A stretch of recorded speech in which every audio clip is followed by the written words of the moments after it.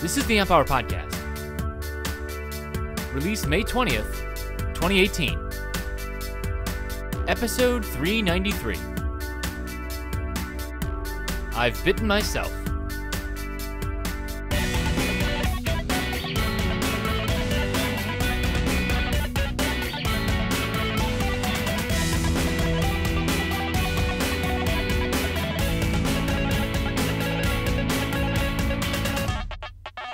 Welcome to the Amp Hour. I'm Dave Jones from the EEV blog.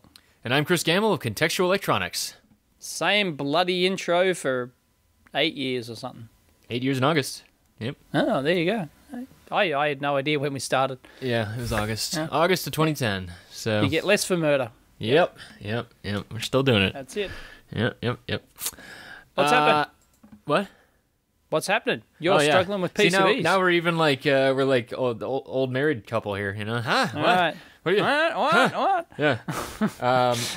Yeah, I'm struggling. I've mentioned. No, you got caught in the usual trap of the manufacturers come back and said and wave the finger at you. Well, so the first thing was I was a little thrown off because it was Chinese Labor Day. So all of our Chinese listeners, happy Labor Day a couple weeks ago. So like it was already like behind, so I was like in a rush, and then they came back and they're like, what did they say? It was like you don't have enough clearance here, something like that. Yep. Solder mask is too narrow, and they give me a picture. Solder mask is too narrow. Very common problem. Is it that common? I guess. I hear it all the time. Yeah. All the time. Yep. Well, and so you and I were talking before the show about. Could you explain the difference of those two terms you said?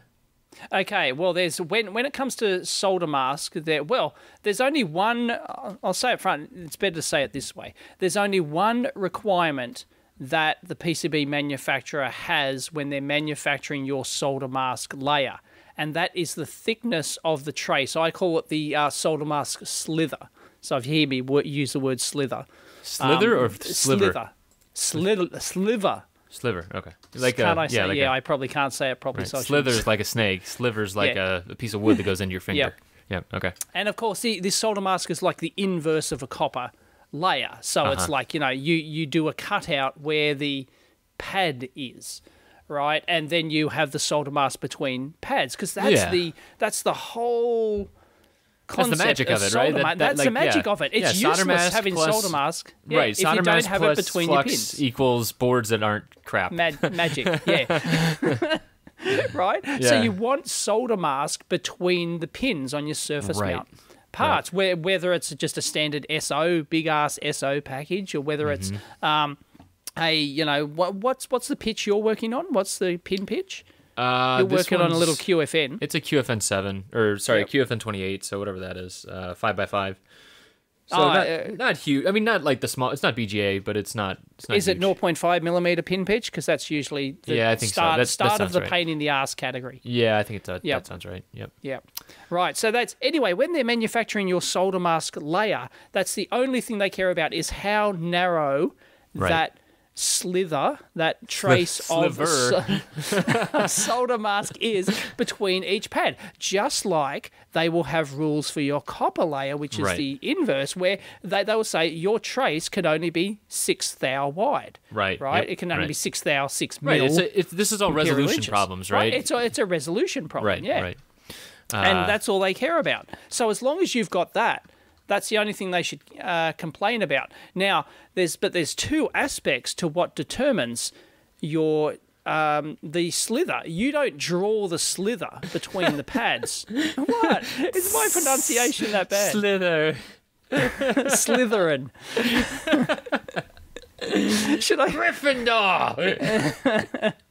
Sorry. Anyway, you don't draw the lines. I won't say slithers. You don't draw the lines between the pads of where you want your solder mask. Right. What you do is you specify what's called a solder mask or pad expansion on your pad. So each pad has the property. If you go in and edit the pad on the copper layer, it has a property no matter what package you use, unless it's some weird-ass package. Right. It'll have the property, what's the solder mask expansion, i.e. how many millimeters or how many thous it goes outside of your pad, what clearance around your pad it creates. Now, on fine pitch stuff, I argue that you should set this to 0. Solder mask expansion. Usually you'd set it to, I think most packages by default are 2 or 3 thou, something like that. So it gives you some clearance. Yeah, I was going to say, in KiCad, I think it's 6 or something. It's 6, much higher. Right, it's much higher. I think at least, or at least the way they draw it is usually further out. But then, like, the default. The default. So it gives you some clearance. So what that does is that because all these layers must be aligned, all the copper layers and all the solder mask layers and the silk screen, all these layers have to be physically aligned when they manufacture your board. Right. And that having that expansion just allows for a little bit of misalignment. Right, exactly. So to speak. And you can see that on certain, especially with bad board you'll be able to fabs, see it. But even at good ones, right? You could see like a little bit of the FR4 around the copper, and then it doesn't quite the clearance around the pad is not quite even, and that's one of the inspections you'll do on when you're evaluating a new PCB supplier, for example. You'll go, how good is their alignment? You know. So that's the thing. So that's what that solder mask expansion by default gives you. But the problem is once you get down to small pin pitches like 0.5 millimeter, you've only got a certain amount. Maybe I should open Altium here and so I can have numbers. Yeah, I was thinking ready. I should have the KiCad open too. And anyway, people will get the idea hopefully. Considering that this is not a visual medium anyway. Right. And so I think, and I think the thing here is that because I was rushed and because they brought it back to me, you had it by default? Well, did you have I it by default or did you specify? No. I had specified. I specified 3 mils. And usually... So you told them to do it. Yeah. Yes. Well, here's the thing. There's your mistake. Well, yes, and that was part of it. And then because I was backwards, so they basically sent me back a picture that said, they pointed between the pins, and it said too narrow here, right? And so I'm like, oh my god, I have to open this up more, and that was the mistake, right? Because I should have opened it less. I had that backwards. You should have closed it. Yes, you should have set that solder mask expansion to 0. Right, 0. And you can set it negative too. They don't like that because then you can paint over top of the copper then. But that's called solder mask over. Well, it might have a different name, but yes, solder mask over pad. You can close the expansion hole, and there are some reasons why you might occasionally want to do that. What are some of those reasons? Oh well, if you want to, I'm trying to think of a practical example.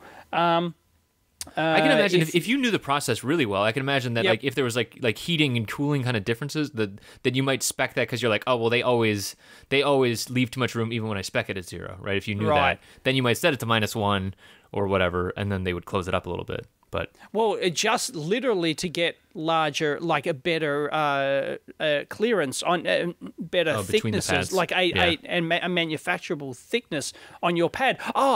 You might do it on PGAs, for example.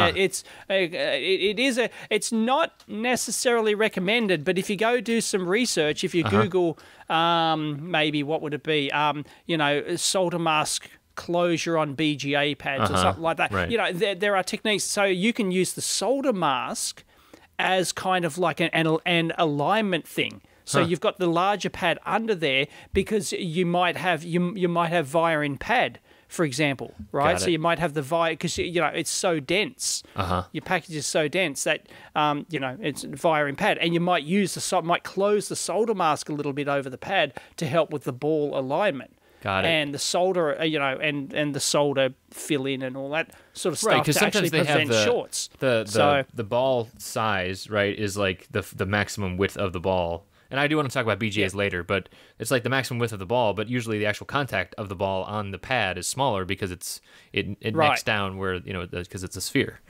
Yeah. Yes, exactly. And the fillets form differently than they would with other parts. Right. It's complex, problem. I once met a guy that did when I was at Samsung, I was over in South Korea, and I met a guy who did a PhD in solder. It was crazy. Oh, really? Yeah. Wow. Solder. It was, but like that was his, I mean, like you think about the physics of it, and like, especially when you're trying to do things super, super high speed or super, high temper, whatever you need to do with it. There's a lot of material properties in there. Yep. You and I, we're just schlubs that get to benefit from all that. So that's it. Yeah. Anyway, when what you want to do, the Holy Grail of getting your boards manufactured is you specify everything. Don't leave it up to the manufacturer. Don't go to them and say, "Oh, I want 3 thou clearance on my pads. I've done a video on this where they go and change it willy-nilly. Oh, yeah. And, and they neck down my copper, that they actually removed my copper fill around pads. Yeah. And that actually broke my ground plane in half. Yep. It was like, you bastards. Yep. Right? How dare you touch my layer? I am surprised at what they are willing to do. Some of it's pretty cheeky. Oh, yeah. I've had... Oh, yeah. The one that always gets me is like when you forget to specify, like if you're not sending in Fab drawings, which a lot of people don't with modern like upload services, is like specifying where they're allowed to put their numbers, to track the PCBs. Well, I say no numbers. I don't want numbers polluting my board. Piss off. Exactly. Yeah. I once had Some it manufacturers have that option. They have, do you want us to put marks on the board? No. Right. Right. And you can put that in a Fab drawing too. Yes, you could. Yeah.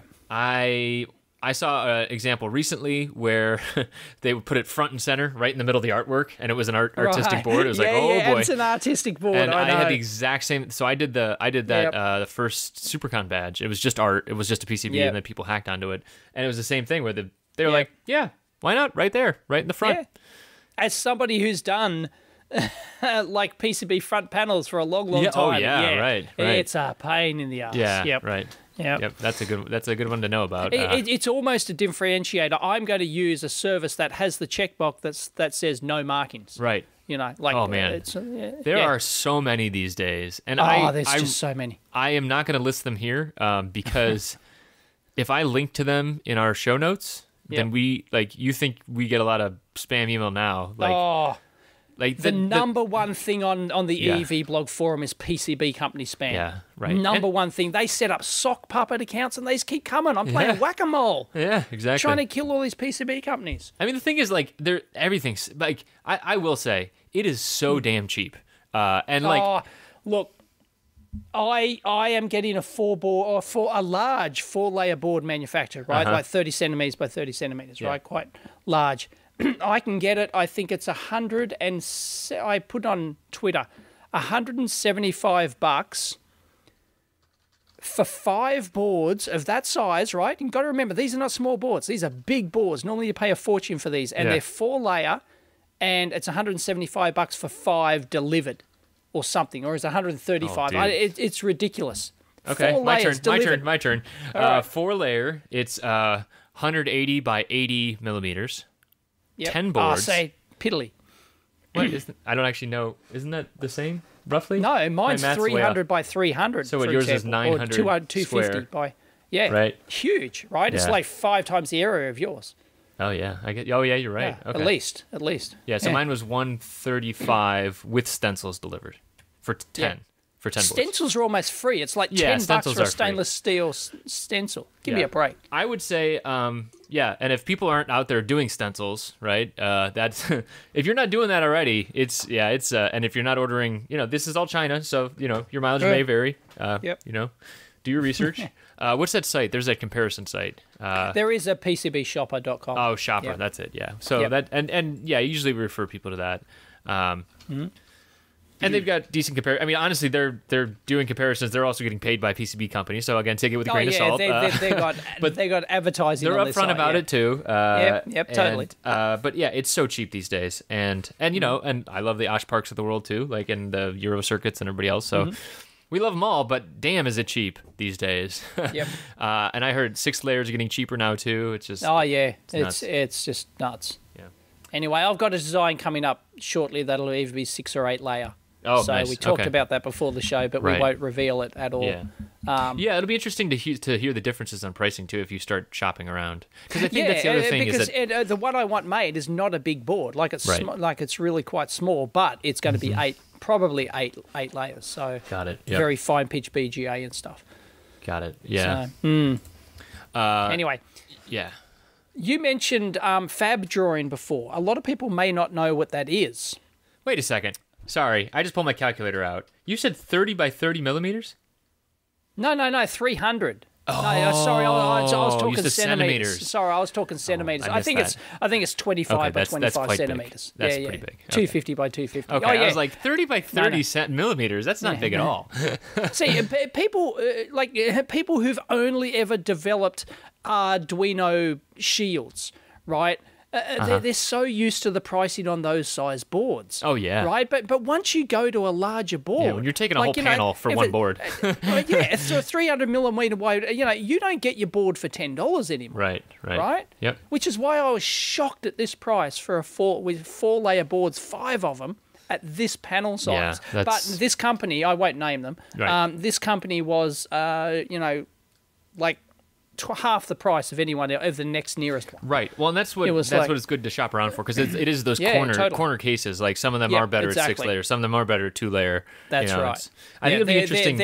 There are manufacturing processes optimized for a certain cost and layer size and all that sort of jazz. So, yeah. How often are you going to 6-layer these days, or what puts you over the edge? What makes you think right at the beginning that you're going to be at 6-layer? Is it based on the pitch?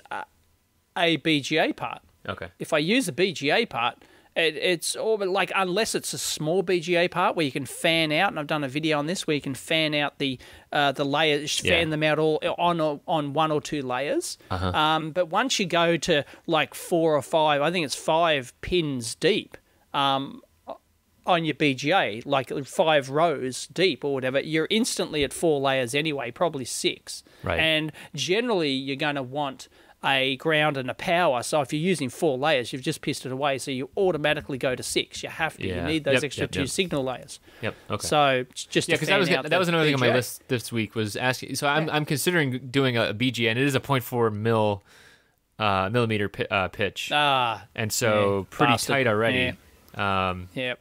So you think, so if you heard that, it's like a I'd be, well, as I said, it's the number of layers. But most likely, yes, I'd be thinking, 6-layer. But some of them, like it depends how many pins on the BGA, how many rows. It determines how many rows, because you can, at that sort of pin pitch, you can only get 1 trace. You can only fan out 1 trace from the inner row pins. Right. So, right. You're saying like escaping past the outer row pins. It's escape. Sorry. Yes, that's the correct term. Yes. Got it.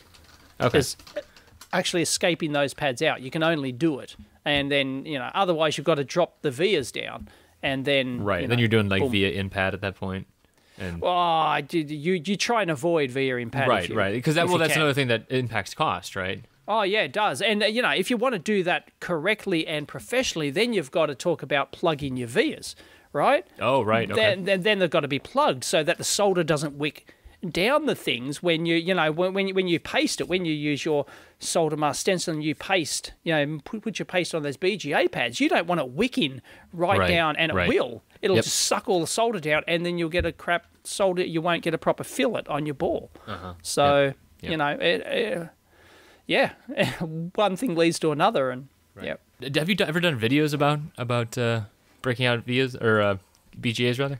I've done fan out, yes. If you search YouTube for PCB BGA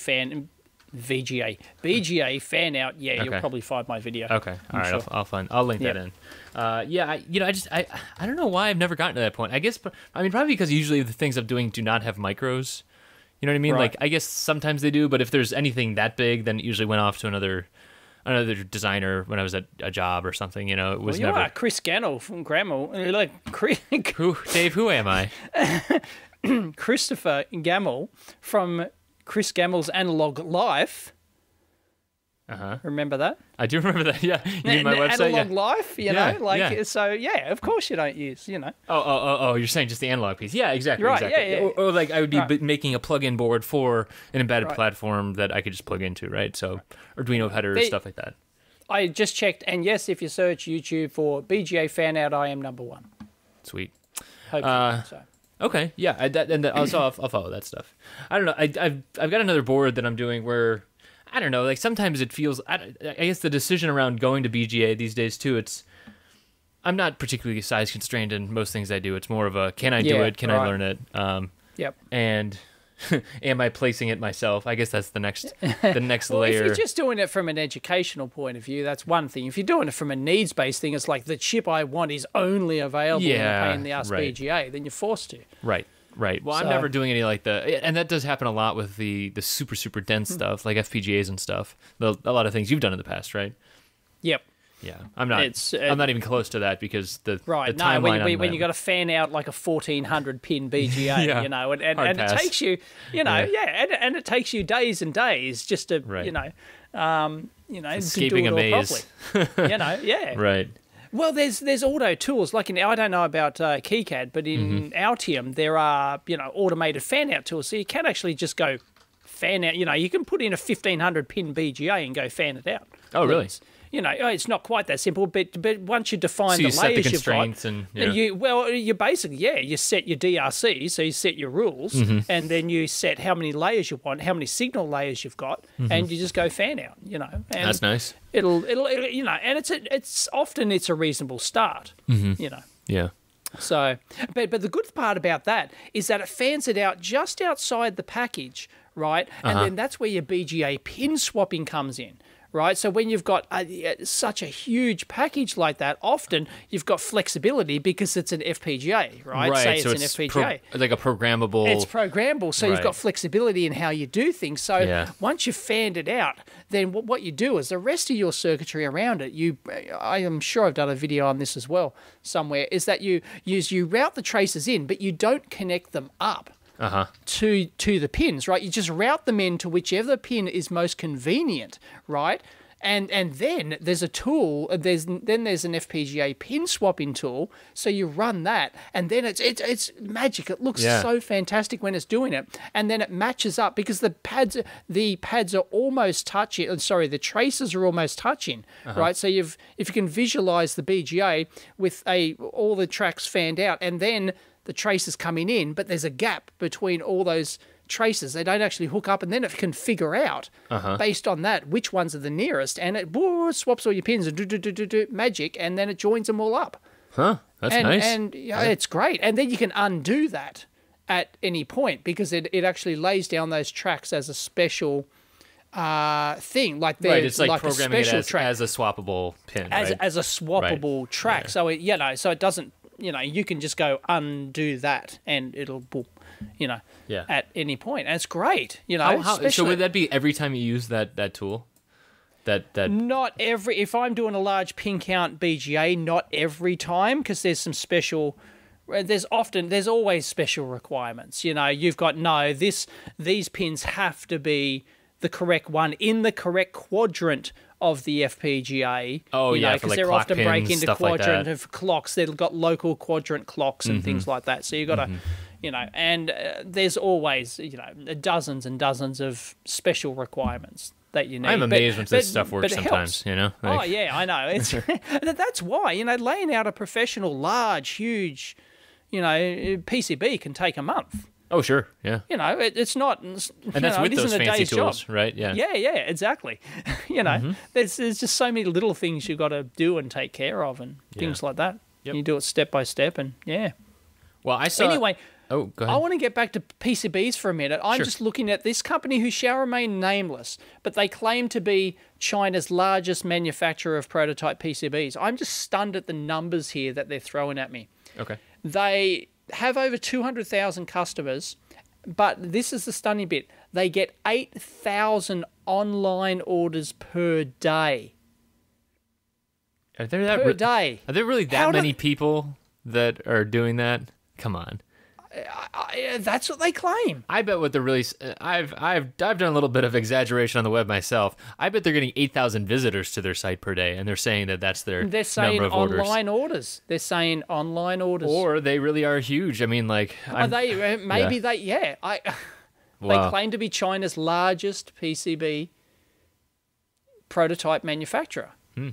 And it's just, how would you logistically handle? I don't care how many machines you've got. How would you, right. How would you logistically handle that many orders? So if you're getting 8,000 orders, let's say you're only getting 1,000 orders per day. Let's say it's 1/8 of that, right? Yeah. That is still a metric buttload of orders. Right. And some of those orders, by statistics, are going to be for hundreds of boards at the time, right? I mean, it's not going to be like... Right. They not like could those are all single PCBs either.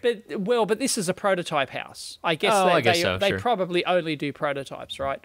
So small quantity, like single panel, everything's kind of, I guess so. But how do you, like, that? If you're getting 1,000 orders per day, that means you have a pipeline of 1,000 boards being manufactured at any point, and then you're shipping 1,000 boars per day. You're drilling 1,000 boards per day. You're electrical testing 1,000 boards per day. How many bits are you going through as well? Like, well, granted, like, they might have 50 designs on a panel. Oh, sure, yeah. Right? But still, man, just the automation they have, must have in place to do that, let alone 8,000. Yeah. I'm just stunned by that. That number is just ridiculous. We're out of our element, Dave. Electrical tested. Yeah, I know. It's just Guess we won't be starting a low-cost board house anytime soon. Right. So if I'm going to go visit a PCB house in China, I'm going to go visit this one. Holy crap! I don't know if I want to go to I want to go to a lot of places in China. I don't know if a PCB house would be one of them. It takes the magic away. No, I mean I just don't want to be around the chemicals. Yeah, well, that's it. Oh yeah, like it's a filthy, dirty. Right. Process. Exactly. Right. Yeah. It's horrid, and it's just, yeah. Yeah. Anyway. Well, speaking of boards, did I see that you were using KiCad again? Did I? I had a go. I did a 1.5 hour. No, it was like a 3 hour live stream, was it? Uh-huh. I don't know. It's on my second channel. We can link it in. Yeah, I did of me literally installing it and using it. I jumped ahead and I'm like, oh, half hour in, he's still installing. Okay. Right. Was I? Oh, well, I was talking to my audience. It was kind of an impromptu live show. No judgment here, man. And was that on Twitch or was that on YouTube? I think it was YouTube, or maybe both. I don't know. Yeah. Anyway. Well, what did you think? I mean, coming back to it, you were. Oh, it didn't piss me off. All right. Hey, moving on up in the world. No, but there was some. But you were things using that someone else's design too, right? So that also helps. I was importing someone else's design. I wanted to make some small changes. That comes onto this large 4-layer board that I'm doing. Got which it. If you watch the video, you know exactly what I'm doing. Yep. I just wanted to convert it from a 2-layer board to a 4-layer board. Yeah. And in the end, and I estimated that if I wasn't doing the live show, right, which is, interacting with people and doing it, if I was just sitting down focused doing this, installing KiCad and loading that board in and converting it, figuring out how it works without watching any tutorials or reading any manuals or anything, and changing it from a 2-layer to a 4-layer board, adding ground planes and doing the whatnot, I figured it would have taken me, I don't know, less than an hour. Oh, nice. Easy, but that's as a long-time designer, too. I think that's the as a long-time big PCB designer, which can often be a hindrance because I'm expecting things to work in certain ways, which was annoying things I found in the software. And quite frankly, there were some annoying things. I don't think anyone's. It's not a stretch to say that KiCad has a bunch of quirks and UI in terms of UI. Yeah. But the same thing happens to me with Altium. So every time I open, I'm like, what the hell am I looking at? Well, Altium has inconsistencies in terms of many different ways to do things. Right, the same thing. It's famous for that. It's like years of baggage, right? That's what it usually comes down years to. of baggage. Yeah, years of direction changes in development, but because we actually released it, we can't just drop that. So we choose a better way to do it, and the old way to do it's still there. Yep. So so it has all that baggage. But KiCad has inconsistencies in terms of it working one way with one object, and you expect it to work the same way with another object, but it doesn't. Right. So clearly somebody hasn't thought about that. Yeah, even just I'm talking just at the PCB level. Oh, really? Yeah, I'm talking just in the PCB tool. Like what? It was like I could double click to edit that item, but I can't double click to edit this item. Doesn't, that's inconsistent, and I find that infuriating. Who double clicks, man? Mouse over, hit E. It's the hotkeys. Hotkeys are life. Anyways, that's just quirks. Yep. Okay. I was listening to an interesting conversation between our two rival podcasts. So the Embedded and Macrofab crossover show. Right. And it was very interesting. How many viewers they got? Are they listeners. Us? They're listeners. Listeners. Sorry. I don't know, Dave. Right. but it was interesting hearing Parker and Steven try and explain. And they're the Macrofab podcast. It's Parker and Steven explain to Alicia and Chris of Embedded FM why hardware footprint libraries aren't like software libraries. And right. It was nice. I was doing what our listeners are probably doing during this show very often. I was yelling at my radio. Right. And Tell us. It was just it was just, but it wasn't yelling actually. It was just like, I was just kind of like nodding along. It's like, oh, they missed it. But it was basically, Alicia was asking about like, why doesn't this happen? Why can't it just be more like software? And right. The answer is because the interfaces are different and because there's no way to verify, in my opinion. So like, there are no universal footprint tools for you and I to both share, right? Right. And if there were standard APIs, whatever that would be in hardware or visual, I suppose, then we might actually be able to do it. But I think that's ultimately where it comes down to is like, because there's no standardization between tools, it would be like if like, oh boy, I'm going to get myself in trouble here. If different IDEs displayed characters differently and... Right. Right. Like, or like if, so you write a library in C, but IIR only allows spaces and Kyle only allows tabs. Now people are yelling at their radio. You like that? You can't yell back. We can't hear you. Dave, can you hear them? I can't hear them. Crickets. But it would be like the same library, but it would be displayed, like it wouldn't accept it, right? And I think ultimately that's the answer. Maybe you have other insights on the library thing.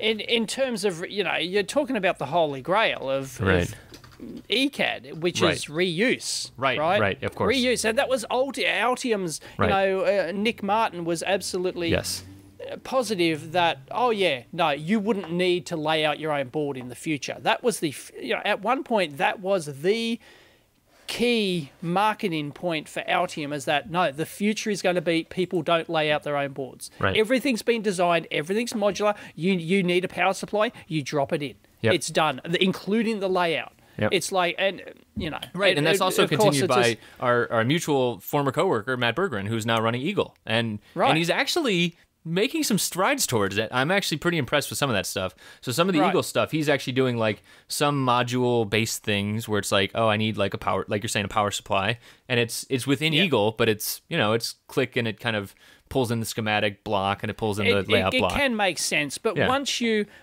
step out of the easy peasy cookie cutter design, which is most designs, 99%, like of any industrial design, you've got to do something different and custom. Yeah, and I think the other thing too is the vertical nature of it all, right? So and that might be why Matt has a shot at it, because Autodesk is pretty monstrous, and like having vertical integration where like if you can actually get every vendor to go for that, then maybe, right?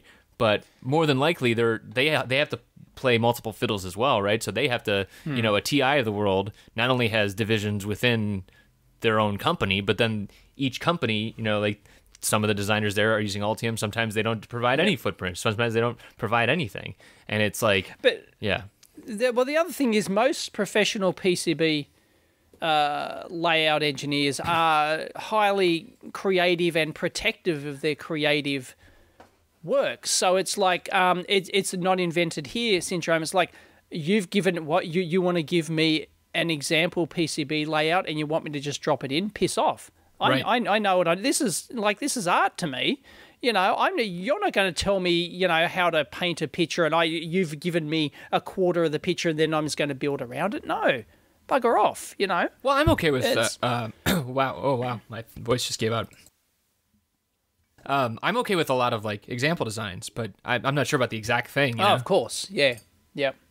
And I've done collaborative designs before, not by choice, by force, where somebody lays out one half of the board and I lay out the other half, and it's like it never works. It never works. It's stretching it, It's stretching it. Yep.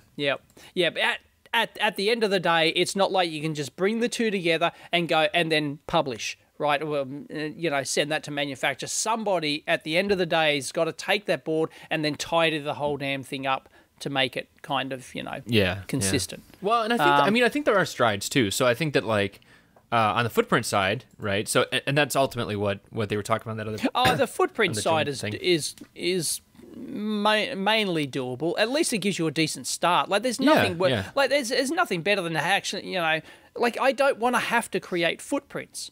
Right, and there are strides towards that, right? So like EE Concierge is former Upverter. Zach from Upverter was doing that, and now it's part of Altium. Natasha from Snap EDA is working on that as well as a third-party offering. There's always been that Universal Librarian. What's it called? Something like that. Universal Librarian. Something with Librarian. Ultra Librarian. So all of those are potential solutions, and a lot of them are pay per footprint though, so most people then go, I don't want to do that. Right? I don't want to do that. Right. But for a big company that can save you time. Right.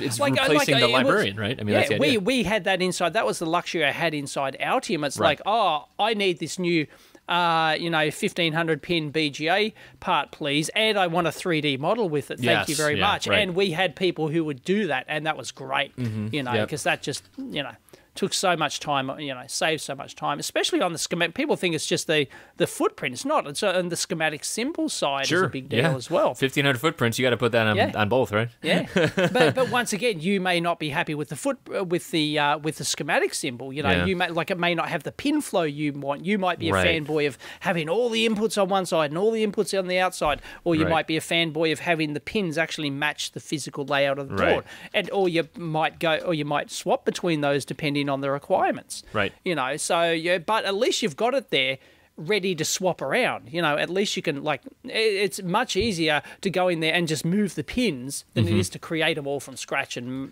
check it and all that sort of jazz. So, yeah, it saves a lot of time if you've got the part already existing. So, totally. There's a lot to be said for that. Yep.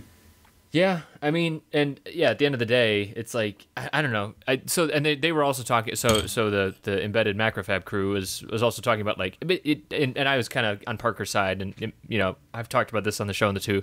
I'm just paranoid, right? And I'd rather at the end of the day, I'd rather be the person that messes up versus having someone else mess me up. And I know that sounds stupid, but been bit when you've been bitten so many times. It's I've bitten myself, man. yeah, exactly. Yep. I don't know. Yeah. It's not a solved problem yet, but it's getting better. So take hope, folks. Yes, it is. Yeah. Anyway. Yeah. Guess what I've got sitting right in front of me and I have in my hot little hands? What's that? My custom LCD. Oh, I saw that on Twitter. How did it turn out? Yeah. I haven't actually seen the segments yet. I haven't actually lit the thing up. Okay. I could just manually do it on a breadboard here, but David's working on the software to drive it. Got it. So once we're done that, then he built up a little demo board, and we're gonna. And is it a standard driver for that thing, or how do you actually drive that? We're using if you watch my previous video, you would know. My part 3 or whatever it is. I haven't been sleeping much lately. Even when I watch stuff, I don't remember it. That's all right. Yeah. It's we're using a Holtec driver. It's what is it? The 61. Oh God, I forget the number. Sorry. But anyway, yes, we're using a Holtec LCD driver chip. So it's an 8 common 32 segment driver, and we've got eight commons on this, I think. And I can't remember the exact details. Well, I will link the video in at the very least, and maybe I'll rewatch it just for you. Yeah. There are some micros that have enough commons and enough pins to drive this, but it puts you in a different price category. I think we've discussed this before. It was cheaper to go for the external driver chip than it was to move up to the next level of micro needed to have enough pins to drive this. Right. So there were, it was just a cost and PCB trade-off. It means that you can, the micro can be on one side of the board and the LCD driver can be on the other, and there's just a SPI bus between them. It's much easier from a PCB layout. Right, and signal integrity and everything. It's not probably super fast update rates. No, it's not fast, no. Right. So it's not signal. But, just from a layout point of view, and, it's just nicer to segment your design like that. And rather than lock you into some... because the problem with micros is like the problem with FPGAs, right? The problem with FPGAs, the time-honored problem is that if you want more logic elements, right, if you want to put a big design in there, you have to get a larger number of pins. It's right. You've talked about that before, right? Right. Well, you know, it's the number one thing that, you know, and every time you talk to the FPGA vendors about it, they all go, yeah, I know, everyone complains about it, sorry. Right. You know, and so you're I think, forced to use... even if they just were completely consistent within a category, but you're right, it's just the marketing, they only allow so many crossovers within an area. And they just said, sorry, there's just not enough market for that for people who want a huge number of logic elements and 20 pins. Yep. You know, it's just... Anyway, and it's kind of the opposite for the microcontroller. If you want more pins... Well, no, it's the same thing. If you want more pins, right, because you've got to drive all these LCD things, right? You've got 32 pins just for those plus the 8 commons. So you've got at least 40 pins dedicated to the LCD. Right? Right. Yep. Then if you want the larger pin count that has the larger number of commons with the LCD driver built in, you have to go to the larger package, and the larger package comes with bigger memory, right? It comes with 128K of SRAM instead of 16K. You're paying for all that other stuff too. And you're paying for the bigger die Yep. to get that, you know, so the chip is like 3 times the cost. And that's why for us it's cheaper to use the external LCD Holtec driver chip than it is to find a bigger micro in the same family. Well, I'm guessing the Holtec chip is probably a little older too, right? Oh, it's older and it's dedicated and it's used in all sorts of things. Right, and, you know, commoditized over commoditized. Just bought a whole tray of them for $100 or whatever. Yep. So anyway, it's a trade-off. But then you've got another BOM item, right? True. And then you've got another another thing that could go supply obsolete, problem and right, another thing that could go obsolete. You might have supply problems with that. So, you know, and it's not a readily available chip, right? We can't buy this at DigiKey. Right. Yep. So it's, you know, you have to buy it's it a bit at of a quantity gamble. from the distributor or from the actual manufacturer? We got in this case, we got it from the distributor, found a distributor with stock, and we just ordered those, and they came within like 2 days. Oh, nice. It was great. Right. Yeah. Yep. And we bought a whole tray of them because they were so cheap. We thought, well, we only need like 5 of them to get our prototypes, but hey, we might as well order a whole tray of 250 of them. You know? Yeah, right. Yeah. Huh. So. Okay. Anyway, so we're doing that. So I haven't, but let me. I just sent you on Googly messages, the manufacturing process flowchart for manufacturing and LCD.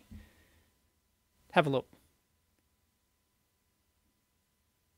Hello.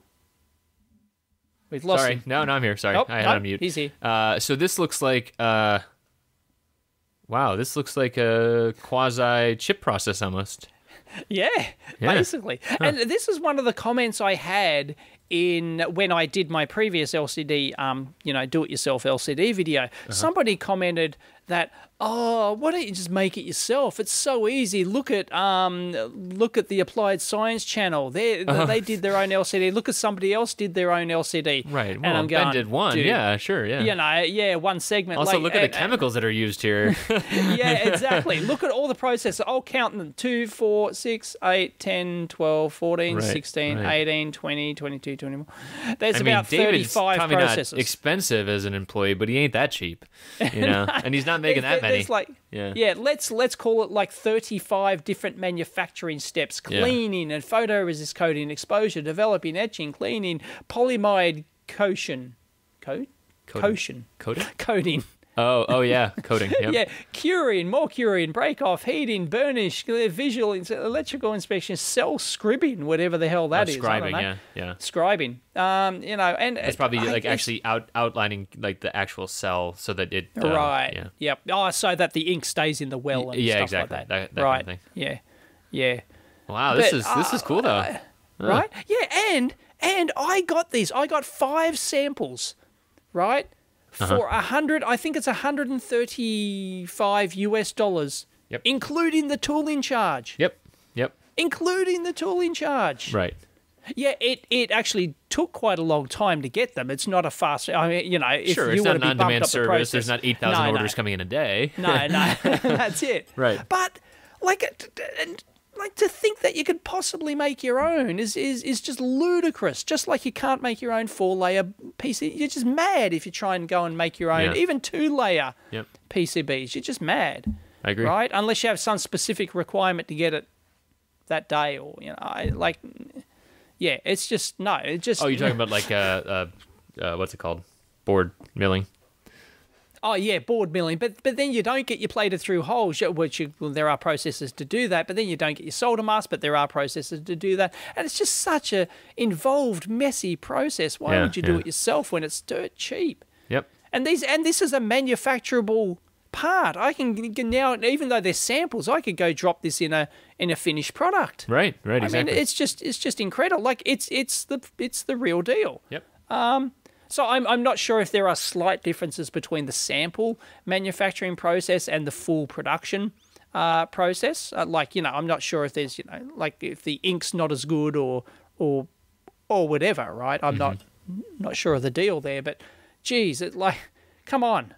$135 including I'm guessing tooling. that the person that said that does not manufacture many things. They don't. That's what I have to guess. Themselves. I've been on the internet once or twice, Dave. But it's a reasonable question, right? They if it was a see question, people like, right? It sounded like an accusation, No. But no, it was a statement. It's like, I saw somebody do it on YouTube, so why don't you go do it, kind of thing. Right. It's like, they made it look easy, but they didn't mention the 20 steps they had and all the specialized gear they had to produce, which is, I don't want to take anything away from it. It's brilliant that they made their own LCD and whatnot. It's like the kid who made his own chip. Yeah, Sam. Right? Yeah, fantastic. Sam, who's been on the show, right? Yeah, exactly. Sorry, I forget his name. Yeah, right? Sam Zaloof. Sam Zaloof. And absolutely brilliant. Hats off. We are not worthy. Yeah, right? but Sam wouldn't have said that he would do it as a production thing either, right? If someone went to him and asked him, but people see this. That's the problem. People see the final video and they go, "Oh, geez, you can just do it yourself." Yeah, but people also see WrestleMania and they go and suplex someone in the backyard. Then they break their neck, right? So right. Don't suplex people. Wrestling isn't real. Oh dear, Yeah.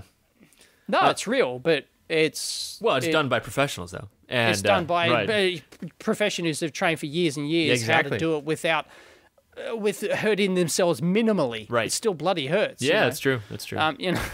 Right, they get paid for it. Yeah, but they get paid for it. Yeah, and they know how how to to fall with do you know that the worldwide wrestling, whatever it is, WWE, they're actually WWE. They're a public company. Did you know that? Now, are they? I didn't know they were a public company now. Isn't that insane? How did we get onto wrestling? I'm a bit of a wrestling fanboy because really? I grew up in the 80s. Well, I grew up in the 80s, I grew up in the Hulk Hogan era, Of course. It was... In the 90s, I used to watch tables, ladders, and chairs, man. That was like a... right, that was the thing. That was the pay-per-view, Yeah, young whippersnappers. I would not have guessed we would have gotten onto wrestling today. No. Never could have guessed. Electronics is like wrestling in that... Remind me to fill something in there later. No, you're on your own, dude. I'm going to leave you hanging. Yeah. In that sometimes it's not real. Isn't this like a couple episodes in a row we've mentioned wrestling? No. Didn't I mention Outback Jack the other... I'm sure it was on this show. You might have. Yeah, you might have mentioned that, but I don't remember why. No, sorry. No, it wasn't on this show. It was on a live show. Oh, it was on one of my live shows. Sorry, I do, yeah. Got it. Because we shoot this live in quote marks. Right. Or we record this live in quote marks. Yeah. Hey, so I want to get back to those boards too. So the thing that I was looking at putting a BGA on, like I said, it was just a challenge, but it was just so I was gonna actually put it next to one of those not monster, 16 by 16 millimeter LoRa modules, the Hope RFs. Have you seen those? Yep. So that's like what's on the monster. That's not like. I know. How tiny is that? Well, but the micro that would go next to it is a 2 by 2 millimeter and Cortex M0. So that's why it like 2 by 2 millimeters. Yeah. That's a micro. That's a microcontroller, yeah. In what package? Ooh, let me look it up. I think I have it here somewhere. Like I said, it didn't need to be that small, but I was just looking at it. I was like, oh, well, I've never done a BGA, so... I mean, that must be like an 8-pin package. 2 millimeters by 2 millimeters. It must be like one of those little... I might be wrong about this. Like hold on one second. SC23 packages or something. It was a CLSP, yeah, the chip scale package. It was a 35 pin, so a 6x6 with one removed. Hold on, I gotta find this. And it's a 2 millimeter by 2 millimeter package. Yeah, where's this thing? Are you sure about your No, I'm not sure about it at all. It's the SAMD 21E16B. So if I click on that, here's the DigiKey page for you. Okay, thank you. It is... Where do I check the size? Oh, sorry. Please excuse 2.82 by 2.53. Sorry. Right. So 2.5 by 2.5, pretty much. But yeah, it's a X... Oh, okay. It's way too small. WLCSP. So, like, it's like the dumbest one to start with, probably, right? I should be doing, like, a 0.8 millimeter pitch or a 1 millimeter pitch, but they don't... Yep. But I wasn't looking at that, you know what I mean? And I was looking at this as, like, a thing, you know? It's just a, like, FBGA, I should try that, you know? Like, that kind of thing. So. Yeah, maybe, but it's a bit of a world of hurt, really. Right, well, totally, yeah, right. Yeah. Yeah. It just changes the requirements of your design for no good reason. Exactly. Right? If you have a good reason for it, like I've used packages this small, but for good reason. Right. Right. Because they're going because they're going to be implanted in somebody's head. Right. Size matters. Right. Right. Yeah. It's like. Yep. It really matters, but yeah. Yeah, no. I doubt I'll end up doing this, but I was just looking at it, and I think that is the one they make, but this is definitely chip scale. So basically, this looks like it's bonded. Maybe it's flip chip. I don't think they do that for the little micros, but it's small. But what I was getting at really though is mentioning that Hope RF module. I was wondering, did you ever end up getting your LoRa gateway working? No, I didn't. You didn't? What was the... No, sorry, I didn't follow up. The guys offered to come in and install the firmware. Like, it had to be custom firmware because it's an Australia-specific thing. Oh, and really? They hadn't... Okay. Yeah, it was some issue with Australia and the compilation of the code wasn't compatible with here or something. Huh. And they had to do, like, a custom compile or something. Okay. And, yeah, I think they offered to come in, but I never followed up on that. I just... So that was the Things busy network. With other stuff at the time. That was the Things network. Yeah. Yep. Okay. Yep. I was bitterly disappointed that it just didn't work out of the box like you promised it would. I didn't promise that. I even bought the one you recommended. You went, this is the Duck's Guts. I just said that's the one that I talked to Richard about on the show. So right. Anyway. On episode something, which I'll link below. Yeah, so... that's too bad, though. Okay. I'm just really I'm interested in that I've communicated between modules, right, with just the LoRa protocol, not even protocol, with LoRa chips, right, and that's what 915 megahertz, and you use the same ones in Australia, right? Yeah. So it's 915 here, 915 there, 868 in Europe, right? Yep. And so I've communicated between the chips, but I've not set up a broader network or LoRa WAN, which is what we talked about in the past. Yeah. So, okay, well. So you're just leeching off someone else's access portally thing, are you? Yeah, well, that would be, hopefully this would be both modes, but so being able to talk between them, but also maybe setting up a little WAN network. Well, I don't know. I'm still pretty early in the process, Come back to us when you do know. Got it. Okay. Right. If there's one thing about Amp Hour, it's only the finest, most complete things that we discuss on here, Dave. Finest, most highly researched. Right. And, yeah, right. Right. Speaking of which, we're just going to go in because we're almost up. Wow. Yeah. Well, yeah. Too much PCB talk. A lot of on PCB topic. Talk. Yeah. Virtual high five. All right. For us. And, so we'll now talk about things that we have not researched. And, look, I'm sick of these, I don't like Kickstarter. What is it? Kickstarter have a new studio badge, hardware studio badge on projects. Oh, yeah. Where they're teaming up with Avnet and Dragon. We've had Dragon Innovation on the show, and they're good, but I like... Yeah, so that's Scott Miller. We've had him on the show. Yep. And that was a great show. Yep. But it's up to... Well, Avnet, this has failed on Indiegogo and on Kickstarter before. It's been Avnet approved, right? So, it must be a good idea. The problem is people see this badge as that this is a good manufacturable, they're going to... a good product idea and they're going to be able to deliver on the product. Whereas these people, these companies who certify this don't give a shit about that. All they go is, we can buy all the parts, no problem. They're going to be able to manufacture the hardware. Right. We've also talked... they don't vet the idea and the Yeah. Like the concept of it. Well, so we've talked. So when Zach Dunham was on the show too, so Zach runs some of the hardware stuff for Kickstarter, and so he's involved with this. And so I think in general, I do agree. So like I like what Zach's doing, and the last I had talked to him about it, it was I would trust them more than Avnet. Yeah, I'd trust them more than Avnet. You trust who more than Avnet? I'd trust them. I would trust Dragon Innovation. Dave, I hate to tell you, Dragon Innovation is Avnet. They got bought by Avnet. Oh, they are? Yes. Oh, well, okay. All right. Thanks for that. Right. Okay. Got that right in the, yeah. So Dragon Innovation has been, so if people listen to the show, Scott was on many years ago, but basically Scott used to be at iRobot, but then he was basically helping people take designs to China and doing introductions in factories and stuff like that. And it's a service, right? It was basically like a consulting service around that. So then they've been moving into software. They got purchased by Avnet. Avnet is a tens of billions of dollar distributor, large octopus. Yeah, right. It's Avnet and Arrow are the two big distributors in the States at least, and maybe broader worldwide. So a lot of people don't know those names, but like you said, Indiegogo and Arrow did that kind of verified by. Now this is like a verified by. I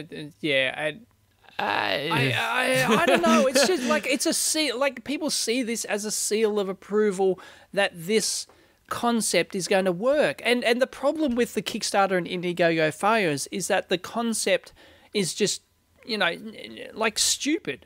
Right? It's just not going to work. Wait, but Dave, you can buy the parts. Tell us how you really feel. Right? Well, you said I'm wasting my time on the debunking. Oh, what? So you have to do it here now? Right?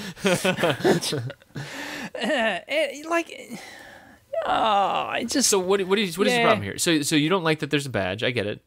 Well, no, like it's not bad in that, but it doesn't really, to us in the know, right? Mm-hmm.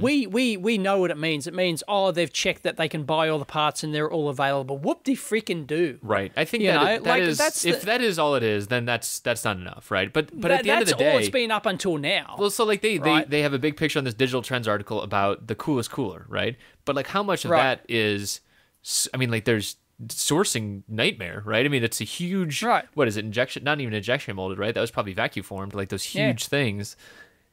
I mean, it's almost like you almost have to base it on, well, luck, and you can't really calculate that. You need to base it on like past experience. Like, have you lined up all your suppliers? Is your supply chain in place? Is your cash flow secure? Did you get good payment terms? And like all of these things, like I don't think would they even showcase that to the audience? I don't think they would. Honestly, the thing that I wish they would show is that they showed like how many are in stock when they start the Kickstarter. Right. Yeah, because that's... But even that doesn't matter, because someone can come along and gobble it all up, right? And it's gone, and then boom, no, sorry. I mean, how many finished products are in stock, right? So if you show that you've built 100 coolest coolers, you at least know... I mean, like, and that's still not a guarantee, right? Going from 100 to 100,000 is a huge scaling problem, and you might have to find a whole new factory. They might just be like, no, we can't do that. What are you talking about? I know. Right? You might be going to a prototype PCB fab like we talked about, and you need to start going to a large scale fab, and like it's just a whole other set of constraints. But my problem is not so much they couldn't deliver because they had logistical or some other problems. Like shit like that happens. It's it's the problems like the batterizer, for example, that just promise all these ridiculous things that are just demonstrably untrue. Yeah.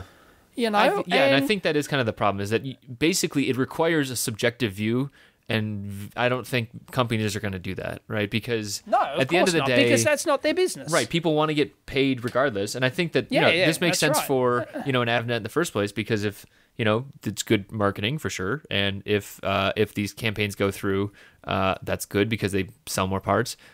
But honestly, it's probably peanuts compared to like if Avnet's serving like a huge industrial customer in the Midwest, as they may have done in the past, it swamps every project on Kickstarter combined. So it's probably mostly marketing, which is fine. We get that. It's getting their name out there. But I think honestly the thing, my personal view on it is that it's better than nothing. And if someone came to me and said, "Well, we have this sticker," I'd be like, okay, great. You've checked a box. Yeah, see, that's the problem. It allows the marketing to take hold. It's once again, it comes down to like Batterizer is a classic example of this, right?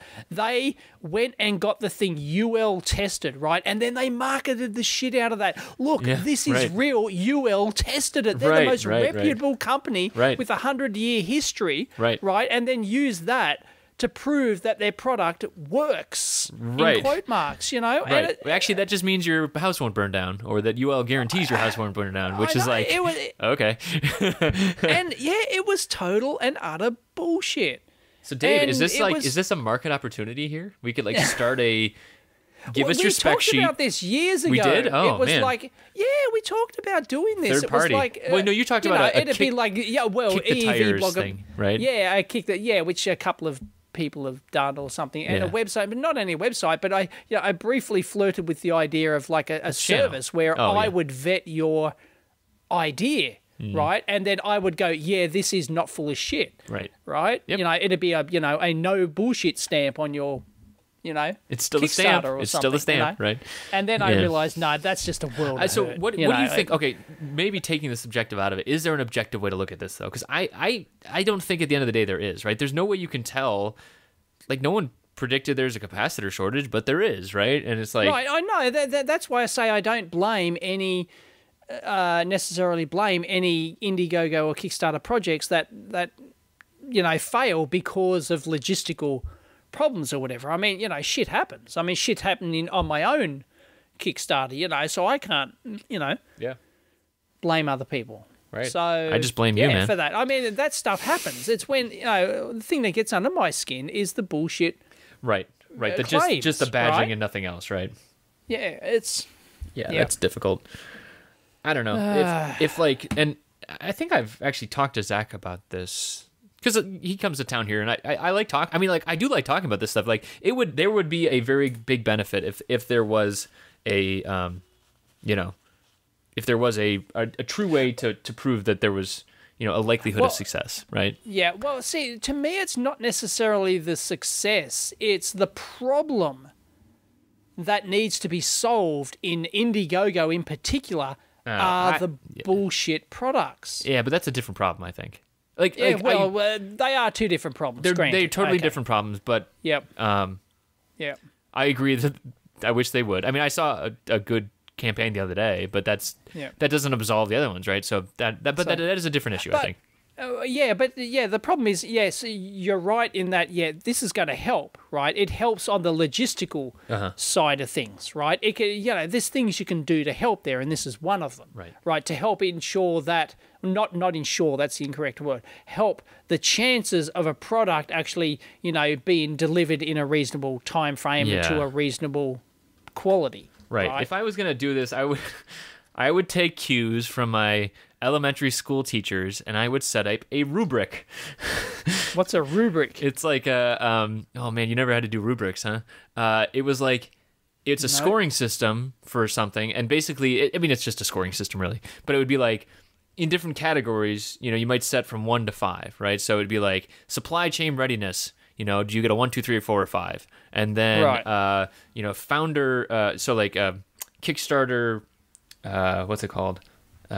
Pedigree of the founders, right? So like, have you built something before? 1, 2, 3, 4, or 5, right? And then basically at the end of the time, you get like the score, and you could maybe promote that. But again, like the objectivity is so tough there, right? Because if someone came in, they're like, well, I'm successful. I've started up 3 clothing lines, and now I'm going to be making electronics. Like, they've made stuff, but hasn't been in the electronics industry. It's like, I don't know. But even if you're the world's most experienced person, you can come a gutser on a single part. Sure, right. How many parts are in your average electronic product? 100? Right. Yeah. On average, easy, right? Right. Like any one of them can become a good majority of those can become a showstopper. Yeah, totally. For whatever reason, I have written about this in the past, Dave. Yep. Yeah. Yep. So shit happens. For what did I call it? Hardware design first be perfect. What?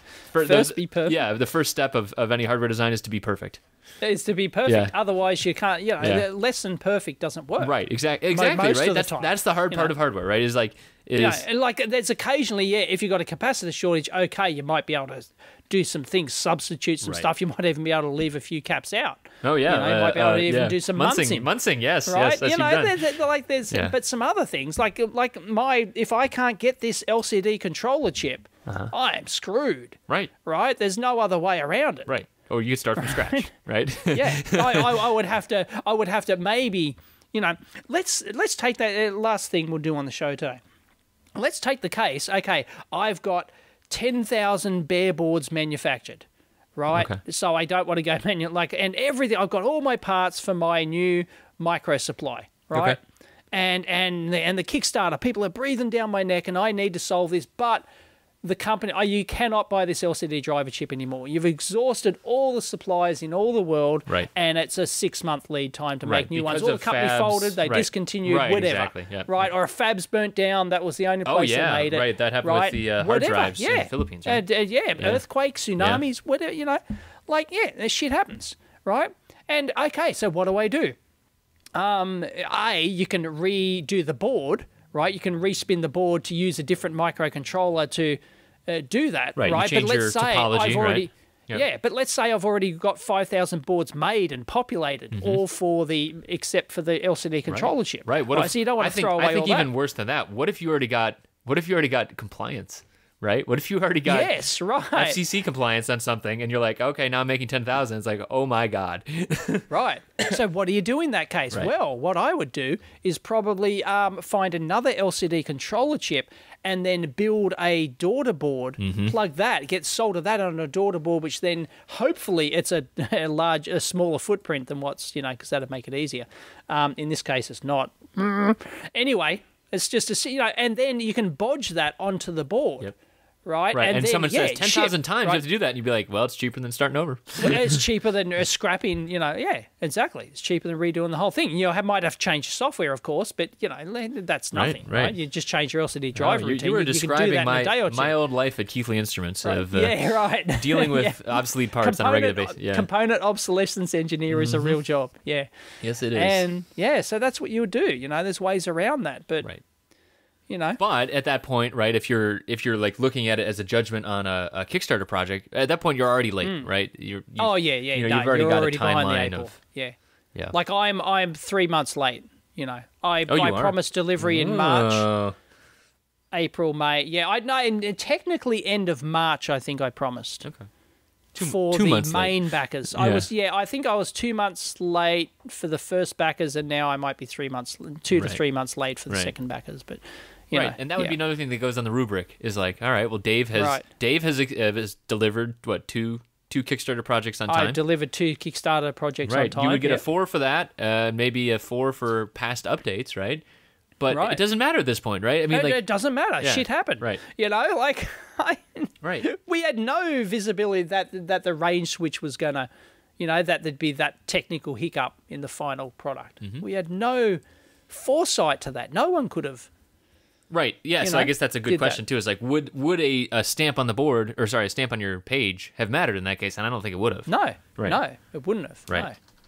No. Well, I mean, the project is shipping now. It's not like it completely failed, right? We're shipping. We're just late. We're just a couple of months late. Yeah. But yeah, But the problem, it looks and feels worse than it is. This failure to deliver this Kickstarter, because the Kickstarter finished in December, right? And now it's May. So it feels worse, but the promised dates aren't that far out, It's not 6 months late, So, but it feels like that because you've been thinking about it for so long, right? Exactly. Right. So it feels really bad from my perspective, and maybe from other people's perspective, but they don't exactly. take Someone into who's account purchased and put down money and. Back in December. They paid their money back in December, but they, don't take into account that, it was always a March delivery. It was always going to be end of March was the promised delivery date. So it's like, so technically it's only a month and a half past at this stage, Yep. So, and we have shipped some. So technically it's a month and a half late on the second backers. So, but it feels worse. So there you go. You hear that, folks? perils and pitfalls Dave is feeling regret. Dave has feelings too. Bit frustrated, you know. Yeah. Anyway. Yep. All right, man. And we can't. And the problem is we can't ship them all at once. I wish we could like ship 2,000 units in one day, but we just logistics are a just thing. Can't. Right? Yeah. Yep. And the manufacturing pipeline. You know, these things take a long time to calibrate each unit.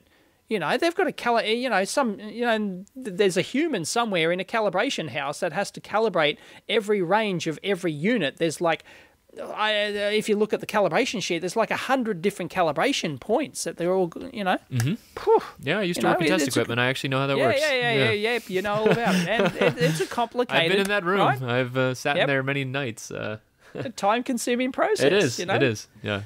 So, it helps when you charge a lot per unit. Exactly. No. So there's a throughput limit there. Right. You know, to how many they can do. Each one needs a new test stand and doing its own thing, right? So anyway, I'm sure we could talk in the future about the beauty of self-test if possible, right? Yes, we can. Maybe we should schedule that for the next show. Yeah. That sounds good. Bite. What? Built-in test equipment. Oh. You didn't call it that? No. Or BIST, built-in self-test? No, I called it No, you'd Slither. never use the acronym. Slither. Oh, what's Slither? Slither. What does Slither stand for? No, nothing. It's just what you're saying at the beginning of the show. Oh, okay, right. Okay.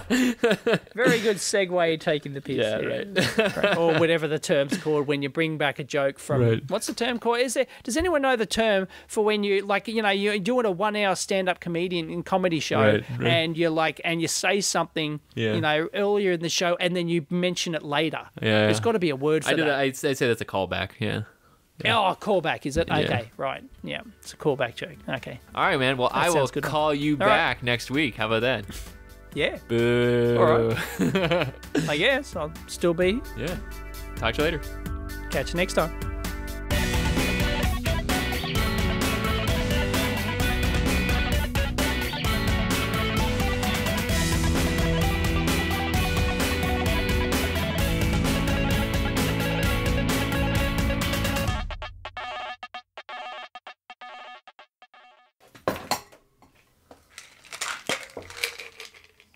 Okay. Take my amp hour pills. Amp hour pills. Yeah. This one is the snark pill. What pills are these? And this one is the piss and vinegar pill. What's that? Oh, they're both some slang on. No, they're both just vitamins. Right. Right. Yeah.